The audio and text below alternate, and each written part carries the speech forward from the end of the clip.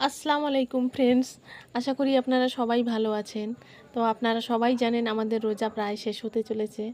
আমাদের ঈদ খুবই কাছাকাছি, আর ঈদের সময় সবার বাড়িতে আমাদের মিষ্টি খাওয়ার বেশিরভাগই তৈরি হয়। আর মিষ্টির পাশাপাশি যদি একটু ঝাল চটপটি জিনিস তৈরি হয় তাহলে কেমন হয় বন্ধুরা? তো আজকে আমি বানাচ্ছি ঘুগনি। তো এই ঘুগনি বানাতে আসুন দেখে নেওয়া যাক কি কি লাগে। কাবলি ছোলা ঘুগনি বানানোর জন্য এই যে আমি ছোলা ভিজিয়ে রেখেছিলাম। আমি এই ছোলা ভিজিয়ে রেখেছি 250 গ্রাম, ভেজানো হয়ে গেছে।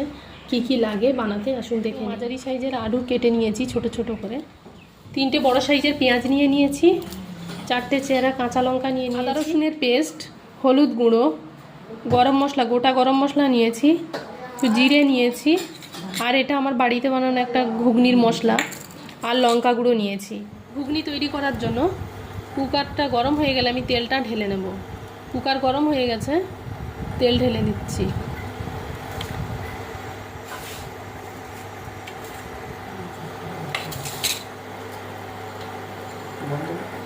তেল গরম হয়ে গেছে, জিরের ফোড়নটা দিয়ে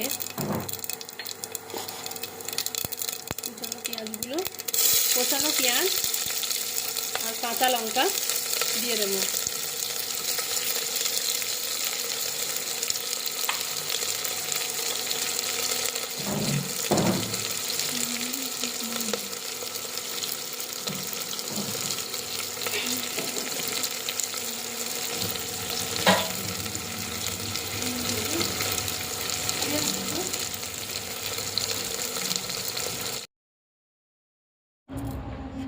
পেঁয়াজ গোল্ডেন ব্রাউন হয়ে গেছে, এবার আমি ছোলাটা ঢেলে দেব। আর টুকরো টুকরো করে রাখা যে আলুগুলো কেটেছিলাম এগুলোও আমি কুকারের মধ্যে দিয়ে দেব।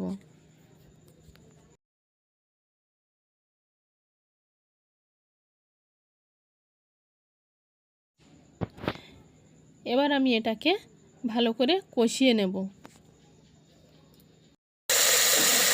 লবণ দিয়ে হালকা করে তেলে কষিয়ে নেব।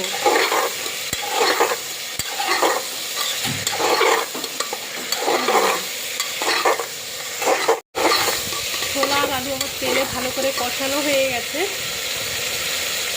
এবারে দিয়ে দেবো আদা রসুনের পেস্ট, হলুদ গুঁড়ো, অল্প পরিমাণে লঙ্কা গুঁড়ো, আপনারা পরিমাণ মতো দেবেন, যে যেমন লঙ্কা খেতে চান। দিয়ে আবারও ভালো করে নেড়ে নেব।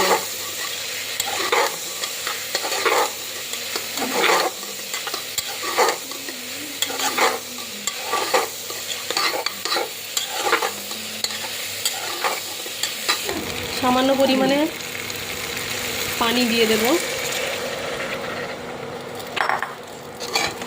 দিয়ে আবারও ভালো করে কষিয়ে নেব। ছোলাটা কষানো হয়ে গেছে, আমি এবারে দিয়ে দেব পরিমাণ মতো পানি দিয়ে কুকারের ঢাকনাটা লাগিয়ে দেব। সেদ্ধ হওয়া পর্যন্ত অপেক্ষা করব।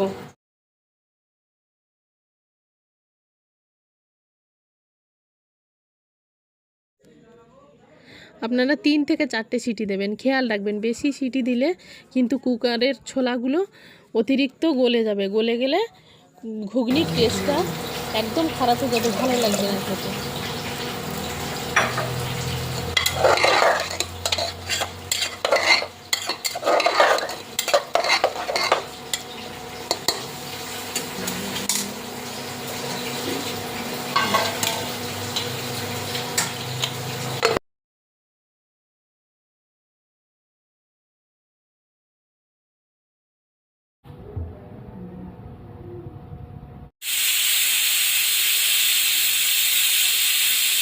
চারটে সিটি দেওয়া হয়ে গেছে, আমি এবারে কুকারটা ঢাকনাটা খুলে নেব কুকারে।